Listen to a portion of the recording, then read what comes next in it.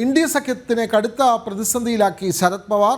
NCP Sarath Pawar വിഭാഗം ഈ മാസം അവസാനം NDAയിൽ ചേരുമെന്നാണ് സൂചന. ശിവസേന ഉദ്ധവ് വിഭാഗവും ഉടൻ തന്നെ NDAയിലേക്ക് എത്തും.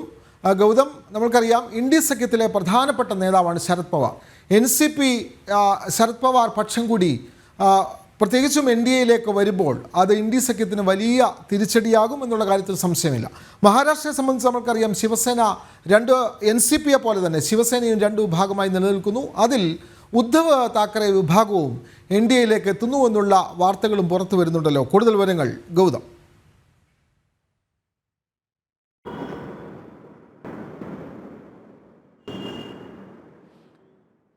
വിനോദ്, മഹാരാഷ്ട്ര നിയമസഭാ തെരഞ്ഞെടുപ്പിന്റെ ഫലം വന്നതോടുകൂടി മഹാവികാസ് അഘാഡി അതല്ലെങ്കിൽ ഇന്ത്യ സഖ്യം മഹാരാഷ്ട്രയിൽ പൂർണ്ണമായി ശിഥിലമാകുന്ന കാഴ്ചയാണ് നമ്മൾ കാണുന്നത്. കാരണം ഞെട്ടിപ്പിക്കുന്ന രീതിയിലുള്ള പരാജയമാണ് ഇന്ത്യ സഖ്യത്തെ മഹാരാഷ്ട്രയിലെ ജനങ്ങൾ ഇന്ത്യ സഖ്യത്തിന് സമ്മാനിച്ചത്.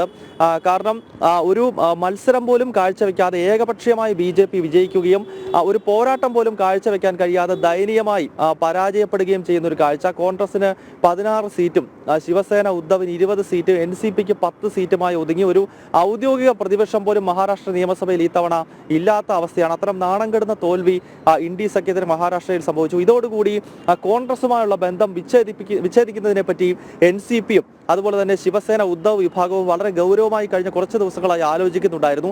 അതിന്റെ ചില അനന്തര ഫലങ്ങളാണ് കഴിഞ്ഞ ദിവസങ്ങളിൽ നമുക്ക് കാണാൻ സാധിച്ചത്. സുപ്രിയ സുലെയെ പോലുള്ള നേതാക്കൾ മഹാരാഷ്ട്ര മുഖ്യമന്ത്രി ദേവേന്ദ്ര ഫട്നാവിസിനെ വാനോളം പുകഴ്ത്തിക്കൊണ്ട് രംഗത്തെത്തി. അദ്ദേഹത്തെ വികസന നായകൻ എന്നാണ് സുപ്രിയ സുലെയൊക്കെ വിശേഷിപ്പിച്ചത്. ശിവസേനയുടെ ഔദ്യോഗിക മുഖപത്രമായ സാമ്ന മഹാരാഷ്ട്രയുടെ വികസനത്തിന്റെ പുതിയ യുഗപ്പിറവിയാണ് ദേവേന്ദ്ര ഫട്നാവിസിന്റെ ഭരണകാലഘട്ടത്തിൽ സംഭവിക്കുന്നത് എന്ന് എഴുതുന്നു. അപ്പോൾ സ്വാഭാവികമായും കാര്യങ്ങൾ വ്യക്തമാണ്.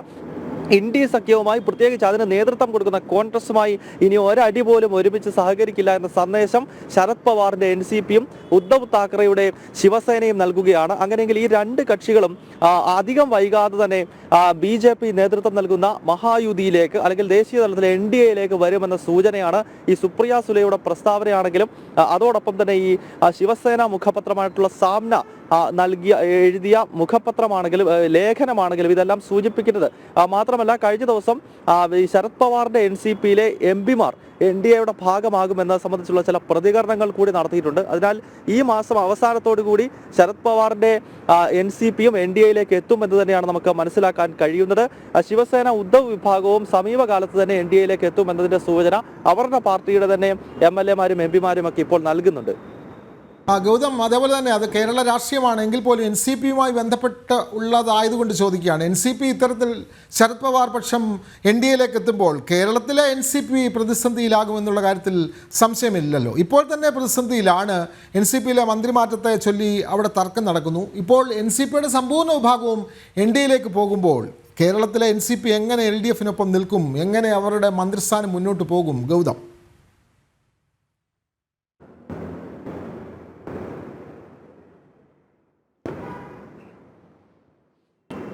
വിനോദേ, ഈ പ്രതിസന്ധി നേരത്തെ JDSനും ഉണ്ടായിരുന്നു. മാത്യു ടി തോമസ് ഉൾപ്പെടെ നേതൃത്വം നൽകുന്ന JDS നമുക്കറിയാം മുൻപ് BJP വിരുദ്ധ നിലപാടാണ് സ്വീകരിച്ചിരുന്നത്. HD കുമാരസ്വാമിയും ദേവഗൌഡയും കർണാടകത്തിൽ കോൺഗ്രസിനൊപ്പം സഹകരിക്കുകയും BJPയുമായി വലിയ എതിർപ്പ് മുന്നോട്ട് വയ്ക്കുകയും ഒക്കെ ചെയ്തതാണ്. എന്നാൽ അടുത്ത കാലത്ത് കർണാടകത്തിൽ HD കുമാരസ്വാമിയുടെ നേതൃത്വത്തിൽ JDS NDAയുടെ ഭാഗമായി. നമുക്കറിയാം നിലവിൽ കുമാരസ്വാമി കേന്ദ്ര മന്ത്രിസഭയിൽ സ്റ്റീൽ വകുപ്പിന്റെ മന്ത്രി കൂടിയാണ്, ക്യാബിനറ്റ് മന്ത്രിയൊക്കെയാണ്. അത് കേരളത്തിൽ സ്വാഭാവികമായും ഒരു പ്രശ്നമായിരുന്നു എന്ന് നമുക്ക് അറിയാം. ഇപ്പോഴും ആ പ്രശ്നം LDFനകത്ത് നിലനിൽക്കുകയാണ്. കാരണം JDS ദേശീയ തലത്തിൽ NDAയുടെ ഭാഗമായി നിൽക്കുന്നു, കേരളത്തിൽ ഇടത് സർക്കാരിന്റെ ഭാഗമായി അല്ലെങ്കിൽ LDFന്റെ ഭാഗമായി നിൽക്കുന്നു. അത് പ്രതിപക്ഷ പാർട്ടികൾ, പ്രത്യേകിച്ച് കേരളത്തിൽ UDFും കോൺഗ്രസും അത് പല സമയത്ത് ഉന്നയിക്കുന്ന ഒരു വിഷയമാണ്. അതേപോലെ തന്നെ ആകും ഒരുപക്ഷെ ഈ NCP ശരത് പവാർ വിഭാഗം കൂടി NDAയിലേക്ക് എത്തുകയോ അതല്ലെങ്കിൽ NCPയുടെ ഒരു ലയനം, ഇപ്പോൾ അജിത് പവാറും ശരത് പവാറും രണ്ട് തട്ടിലാണ്,